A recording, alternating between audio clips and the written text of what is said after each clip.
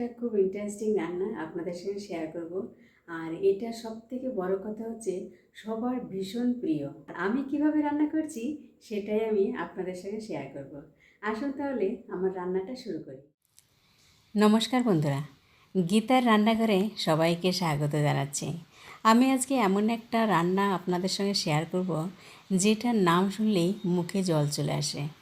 আমি আজকে রান্না করব ইলিশ মাছের মাথা দিয়ে কচুর শাক। কি কেমন লাগছে না? আমার তো জিভে জল চলে এসছে। চলুন তাহলে শুরু করা যাক আমার আজকের রেসিপি ইলিশ মাছের মাথা দিয়ে কচুর শাক। এইখানে সমস্ত কচুর শাকগুলো আমি ভালোভাবে ধুয়ে পরিষ্কার করে নিয়েছি। এবার শাকগুলোকে আমি একটা কড়াইয়ের মধ্যে দিয়ে দিলাম। এখন আমি 2 কাপ মতন জল দিয়ে দিচ্ছি। তারপর ঢাকা দিয়ে আমি এটাকে সেদ্ধ করে নেব। আর গ্যাসের ফ্লেমটাকে আমি 4 থেকে 5 মিনিট হাই ফ্লেমে রান্না করে নেব। 5 মিনিট বাদে ঢাকনাটা তুলে আমি আবার একটু নেড়ে নেব। তারপর আবার ঢাকা দিয়ে দেব। এইভাবে 10 থেকে 12 মিনিটের মধ্যেই কচু শাকটা সুন্দর নরম হয়ে যাবে। দেখুন কত সুন্দর গলে গেছে।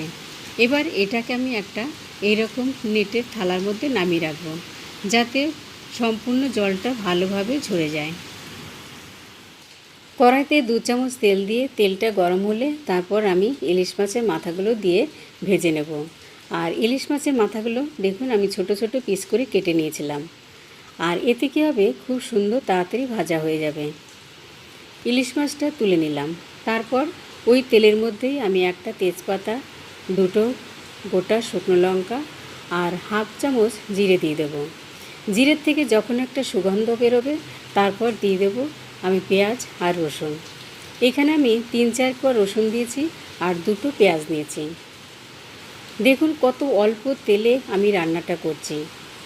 পেঁয়াজটা যখন একটা ব্রাউন কালার চলে আসবে তখনই আমি সেদ্ধ করা কচু শাকটা দিয়ে দেব। এবার ভালোভাবে পেঁয়াজ রসুনের সাথে আমি কচু শাকটাকে মিশিয়ে নেব। এরপরে দিয়ে দেব স্বাদ মতো নুন আর হাফ চামচ হলুদ গুঁড়ো দিয়ে দেব। এই দুটোকেও আমি ভালোভাবে মিশিয়ে নেব। এবার আমি যে ইলিশ মাছের মাথাগুলো ভেজে রেখেছিলাম সেগুলোকে দিয়ে দেব। আর দিয়ে দেব কিছুটা চেরা কাঁচা লঙ্কা। আর এর মধ্যে আমি একটু হাফ চামচ গুঁড়ো লঙ্কাও দিয়ে দেব, কারণ ঝালটা অবশ্য আপনারা আপনাদের পছন্দ মতন দেবেন। কারণ কচুর শাকে একটু ঝাল ঝাল হলেই কিন্তু খেতে টেস্ট লাগে। আর হাফ চামচ মতো চিনি দিয়ে দিলাম। আপনারা যদি মনে করেন একটু মিষ্টি মিষ্টি করবেন তাহলে আরেকটু চিনি দিতে পারেন। এবার আমি কিছুটা মাথা একটু ভেঙে দিচ্ছি, যাতে কচু শাকটা আরও একটু বেশি টেস্ট হয়। এই কচু শাক রান্নাটা হতে থাকুক আর আমি আপনাদের সঙ্গে একটা রেজাল্ট শেয়ার করি। আমি একটা কমিউনিটিতে এসেছিলাম 7 বছর আগে। আমার ওয়েলনেস জার্নি 7 ইয়ার্স কমপ্লিট হয়ে গেল। এখানে যখন এসেছিলাম এখানে এসে আমার অনেক রকমের সমস্যা ছিল। তার মধ্যে লাইফস্টাইল কারেকশন করে প্রপার নিউট্রিশন নিয়ে কোলেস্টেরল এবং থাইরয়েড আমার নর্মালে চলে এসছে। আর মিরাকেল হয়ে গেছে, আমার পিসিওডির সমস্যা ছিল সেটা একদম সেরে গেছে। Thank you this positive community.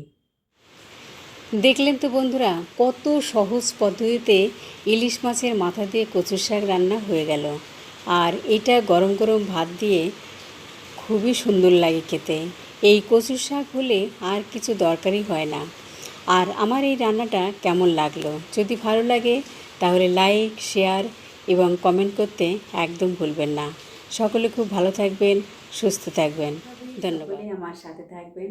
আবার হাজির হব নতুন আরেকটা রান্নার রেসিপি নিয়ে। ওকে, বাই বাই।